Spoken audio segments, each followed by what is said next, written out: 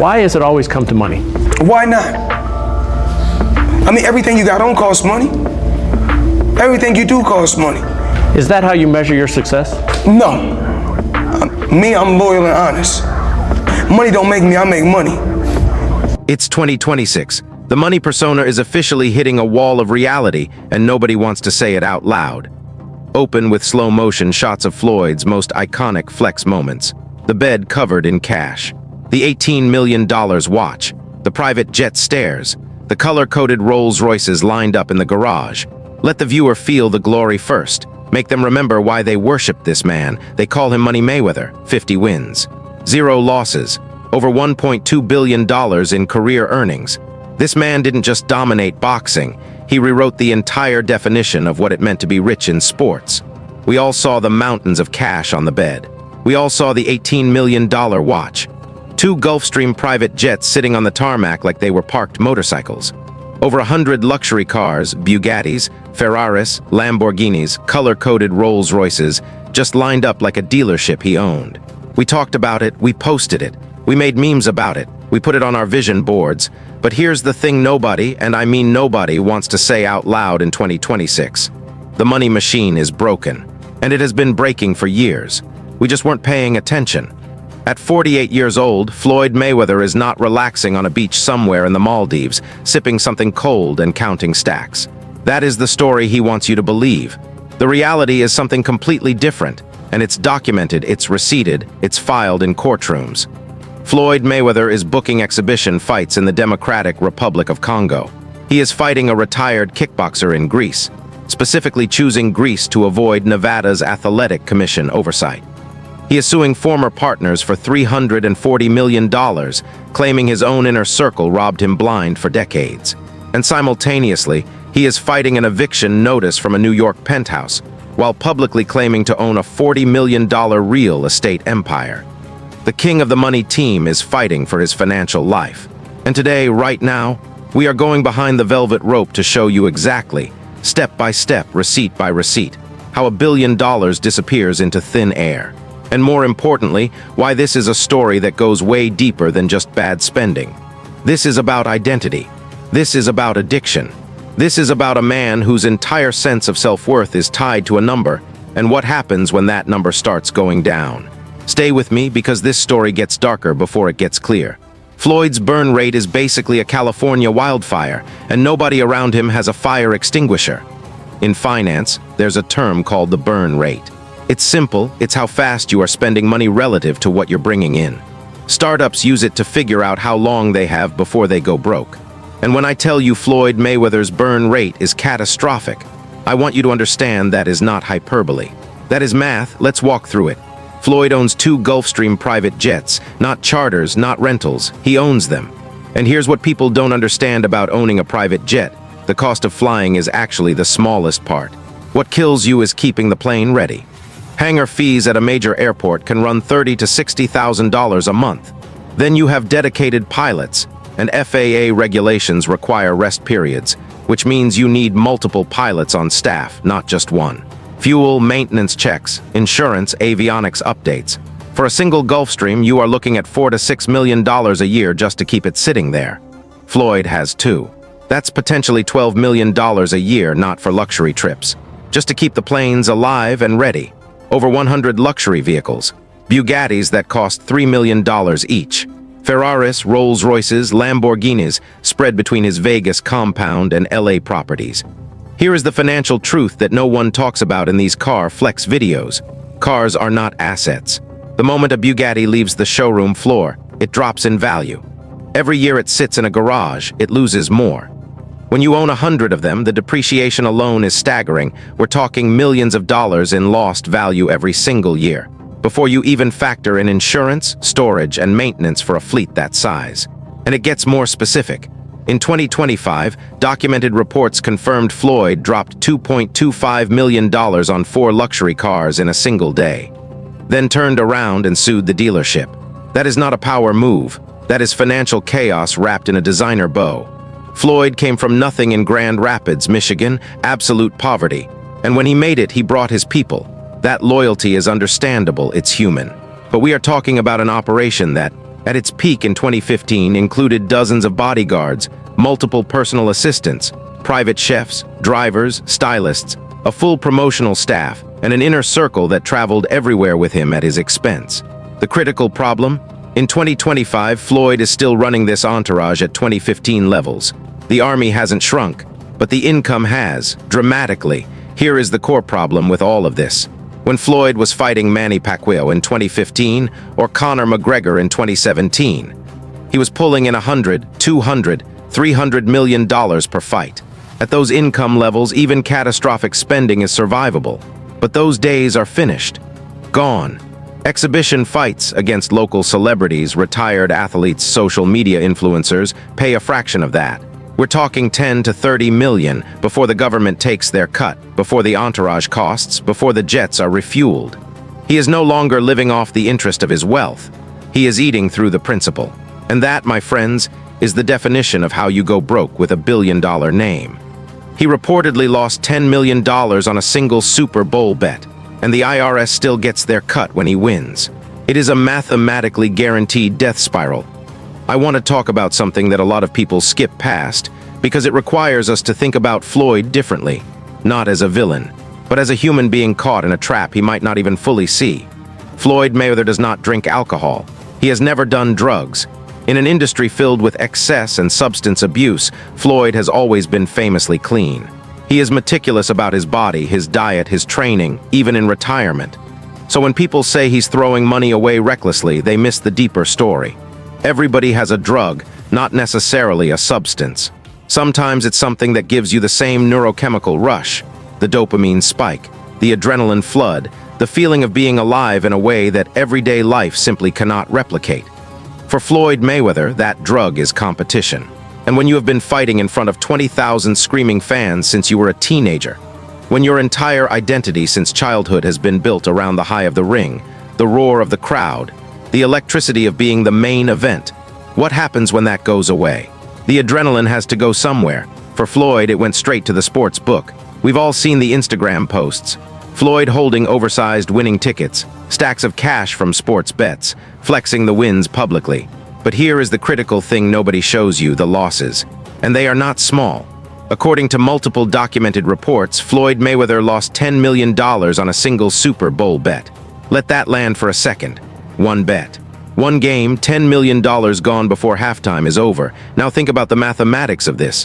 When Floyd wins a bet, the IRS takes their portion. Federal tax, state tax, sometimes close to 40%. So a $10 million win might net him $6 million. But when he loses, he eats the full $10 million, every single dollar. There is no tax deduction that saves you from a gambling loss at that scale. It is mathematically guaranteed to destroy wealth over time. Even if Floyd won half his bets, which is generous, he would still be losing money. Because the house always has an edge, because taxes cut the wins, because the losses are absorbed in full. But it gets significantly more alarming. In 2024, reports began circulating, not from gossip blogs, but from verified international news sources, that Floyd Mayweather had been detained in Dubai. Not by law enforcement, by creditors, and not creditors who send polite letters through lawyers. The reports suggested these were individuals who operate entirely outside of the legal system, people who don't file lawsuits, people who expect to be paid in a different kind of way. Floyd's team denied it, called it a misunderstanding, said he was there for business meetings. But here is the question nobody has answered. When does an actual billionaire get detained in a foreign country over a misunderstanding about cash? The answer is, he doesn't. Not unless he is no longer actually a billionaire. Not unless his name is writing checks that his bank account cannot cash. And when you owe people who operate outside the legal system, people with no patience for payment plans and no interest in negotiation, you need cash. Fast, clean, no questions. Which explains perfectly why Floyd Mayweather is suddenly willing to fight anyone, anywhere, anytime. Not for legacy, not for pride, for liquidity. 5 checks, $1.6 million in jewelry. 0 cleared, that is not a bank error. That is a cash flow crisis with a designer logo on top. All right, I know some of you are watching this and thinking this is speculation. Maybe Floyd is fine. Maybe this is all just tabloid noise. So let's step away from rumors entirely and go directly to the documented paper trail, because the receipts are public. They're in court filings. They're in lawsuit documents. They're in IRS records. And they are damning. Late 2025, Floyd Mayweather, a man who publicly and repeatedly claims to own a $40 million real estate empire, is served with eviction papers from a luxury New York City penthouse. The documented claim, he was more than $500,000 behind on rent, not a mortgage. Rent. He was renting the apartment. Floyd Mayweather, the man who posts pictures of himself surrounded by deeds and property documents, was renting a luxury apartment and couldn't keep up with the payments. This single fact alone should have been bigger news than it was. AJS Jewelry in Miami, a legitimate established business, files a civil lawsuit against Floyd Mayweather. The claim: Floyd selected and walked out with $1.6 million worth of jewelry. To cover the purchase, he wrote 5 separate checks. 5 checks from a man with $1 billion brand. You want to know how many of those checks cleared the bank? Now, I've had a check bounce in my life. It happens. It's embarrassing. But 5 checks totaling $1.6 million from a man whose entire identity is built on being the richest athlete alive. That is not an oversight. That is not a banking error. That is a cash flow crisis operating in real time behind the scenes of a $1 billion brand image. 5 years after their exhibition fight, Logan Paul, who is no longer a broke YouTuber, he is a WWE champion with prime hydration money, a legitimate multi-million-dollar business empire, continues to publicly state that Floyd Mayweather owes him $1.5 million from their fight deal. Logan Paul does not need $1.5 million. He does not need the attention that comes from making this claim. He keeps making it because it is true, and Floyd hasn't paid him. When someone at Logan Paul's current level of success keeps chasing a debt publicly, that tells you everything about the financial reliability of the person who owes it. This one is government official and cannot be disputed. After the Conor-McGregor fight in 2017, a fight that generated somewhere in the neighborhood of $300 million for Mayweather, the IRS filed a $22 million tax lien against him. Not years later, shortly after. Why? Because Floyd did not have the liquid cash available to pay his tax bill. Think about the math here. A man who just earned $300 million could not write a $22 million check without it being a significant problem. Because the money was already gone, spent before it was fully deposited. Connect these 4 receipts together: eviction, bounced checks, unpaid fighters, IRS liens, and you are not looking at isolated incidents. You are looking at Mayweather Promotions running a financial shell game, using money from new fights to plug holes left by old debts. That is the textbook definition of financial instability. If you cannot personally audit a 40-page legal contract, you are entirely at the mercy of every person around you. And if any one of them decides to exploit that, you would never know until it was too late. What I'm about to discuss requires sensitivity, because this part of the story isn't satisfying to talk about. It isn't funny. It's actually one of the most tragic dimensions of this entire situation. Many of you remember the story. 50 Cent publicly challenged Floyd to read a single full page of a Harry Potter book on camera for $750,000 to charity. Most people processed it as a meme. It became a viral joke. People laughed, shared it, moved on. But underneath that meme is a documented, serious reality. Floyd Mayweather has struggled significantly with reading throughout his public life. Whether this stems from dyslexia, from limited formal education, Floyd grew up in profound poverty, missing significant schooling as he trained as a fighter from childhood, or from some other challenge, the outcome is the same. Floyd has consistently demonstrated an inability to fluently read standard documents. Now, here is where this becomes a financial catastrophe, not just a personal difficulty.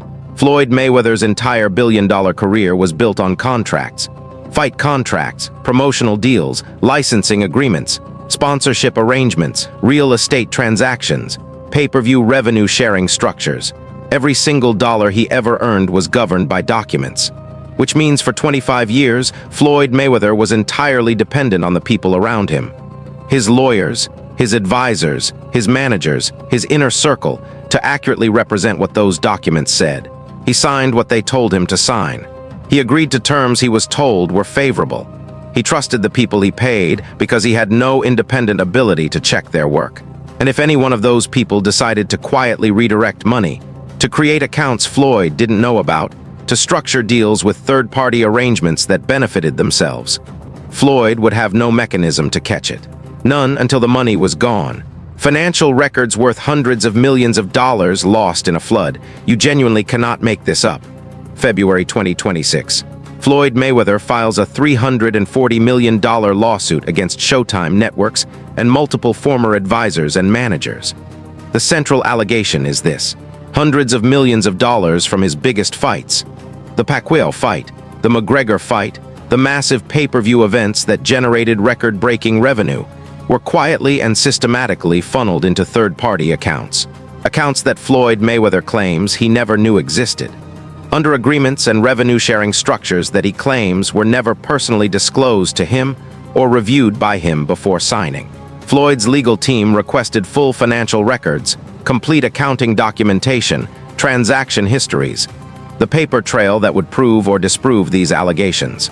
Evidence that, if it exists, would be worth literally hundreds of millions of dollars in recovered funds. Showtime's response? The records were lost in a flood, not delayed, not under review, not with legal counsel, lost in a flood.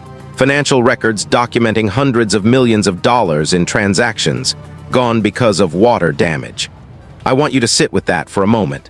Because in 25 years of covering financial stories, I have not encountered a more convenient explanation for missing documentation worth this amount of money. Now, here is how I break this down. There are really only two possible realities here, and both of them are extraordinary. Possibility 1, Floyd's inner circle, the people he trusted, the people he paid, the people he believed were protecting his interests, genuinely robbed him blind for years. They exploited his inability to personally audit his own contracts. They created structures he didn't understand and couldn't read. And they got away with it for decades because Floyd's brand was so enormous. The revenue kept flowing, and nobody looked too closely at where it was actually going. If this is true, it is one of the largest cases of financial exploitation of an athlete in the history of professional sports. Possibility 2. This lawsuit is not primarily about recovering stolen money. It is a strategic legal instrument, designed to generate headlines, to create settlement pressure, to give creditors and investors pause before making moves against Floyd. It's a Hail Mary designed to buy time and create leverage in a financial situation that has become critically unstable. If this is true, it means Floyd is using the justice system as a financial delay tactic. Either way, the conclusion is identical. Floyd Mayweather, the man who branded himself as the greatest financial mind in boxing history, the man whose entire persona was built on being the smartest guy in the room when it came to money, does not have control of his own finances. And he may never have. When you understand everything we've just laid out, the burn rate, the gambling losses, the bounce checks, the IRS liens, the lawsuit, Floyd Mayweather's 2026 fight schedule stops looking like a champion's farewell tour and starts looking like something very different.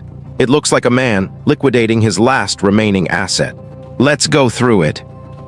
Floyd Mayweather, one of the greatest boxers who ever lived, with a 50-0 record, has agreed to fight a 60-year-old opponent in the Democratic Republic of Congo. Let me be absolutely clear, I have enormous respect for the Congo and its people.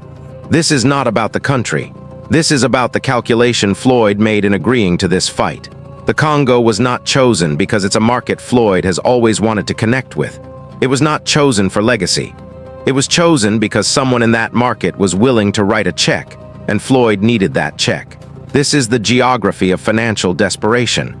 You fight where the money is available, not where the legacy is built. Here is where the financial forensics become even more specific. Greece was not chosen randomly.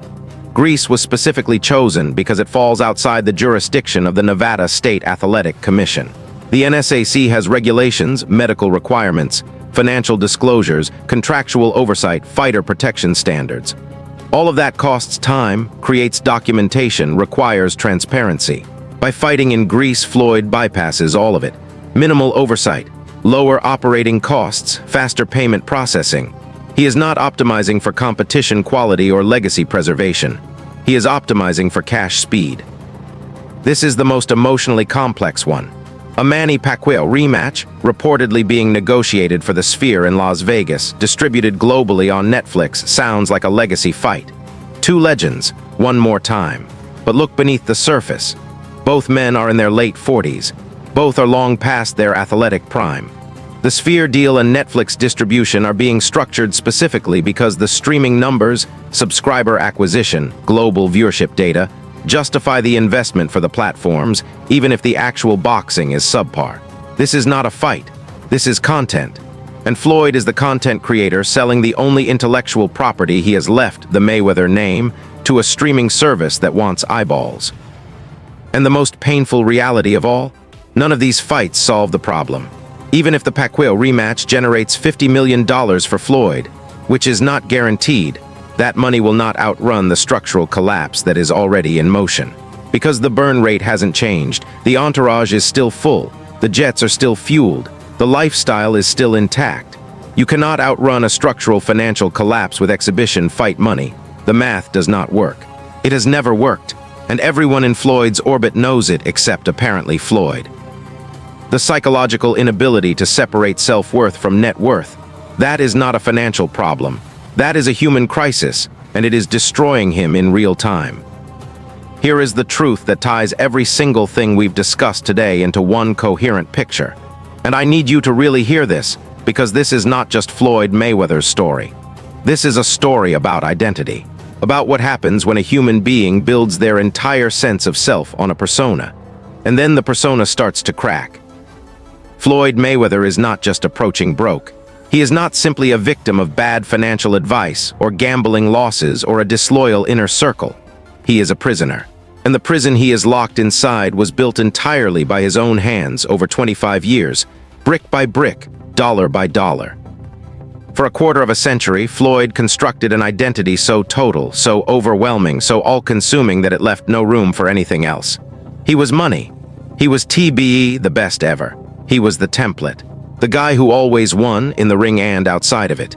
He was the man who proved that black athletes could not just be great competitors, but could be the financial architects of their own empire. That was real. That was meaningful. That was powerful. But here is what happens when that identity becomes your entire psychology, your only framework for measuring your own value as a human being. Downsizing becomes psychologically impossible. Not difficult, impossible. To sell one of the jets, to let members of the entourage go, to move into a home that is merely beautiful rather than extraordinary, to say publicly, even quietly, that the era is over, that the billion-dollar chapter has closed. For Floyd Mayweather, that is not a business decision. That is a form of psychological death, because the money is not what Floyd has. The money is Floyd. It is how he experienced. He would rather bounce 5 checks to a jewelry store than admit the persona was partly a facade. He would rather fight a 60-year-old in the Congo than admit the era of great fights is finished. He would rather file a $340 million lawsuit than sit quietly, face the truth, and restructure. Mike Tyson went through this, lost $400 million, filed for bankruptcy in 2003 after spending on mansions, exotic animals, entourages, and expenses that mirrored Floyd's current situation almost exactly. MC Hammer, at his peak, one of the most financially successful entertainers in the world, spent his way to bankruptcy with an entourage of 200 people and a lifestyle that couldn't survive when the hit records stopped coming. Both of them survived, both rebuilt, but only after they faced the truth about what had happened and, more importantly, about WHY. The greatest defensive boxer who ever lived, a man who made an entire career out of making opponents miss, out of protecting himself from every angle, out of seeing danger coming and neutralizing it before it arrived, cannot defend himself against his own lifestyle, cannot see the danger coming from inside his own psychology, cannot neutralize the spending that is destroying him, because stopping the spending would mean confronting who he is without the money. And that question, who is Floyd Mayweather without the money, may be the most terrifying fight of his life, because unlike every opponent he ever faced in the ring, this one cannot be outboxed. So I'll leave you with this. Floyd Mayweather still has time. He is 48 years old. His name still carries weight globally. His story still commands attention. There is a version of the next chapter that looks completely different from the trajectory he is currently on. But that version requires something Floyd has never once done in his professional career. It requires him to take a loss, not in the ring, in the mirror. Drop your answer in the comments right now. Is this the ultimate cautionary tale of the money team?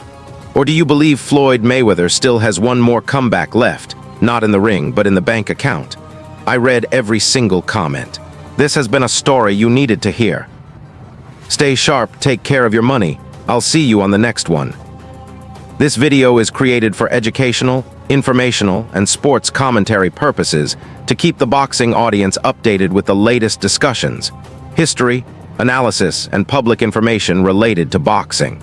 This content follows YouTube fair use guidelines under commentary, criticism, reporting, and transformative editing. No official fight footage or copyrighted broadcast content is used with the intention to replace the original material. To make this video more unique, engaging, and informative for viewers, AI-assisted tools were used during parts of the research, scripting, narration, and production process. All opinions and analysis are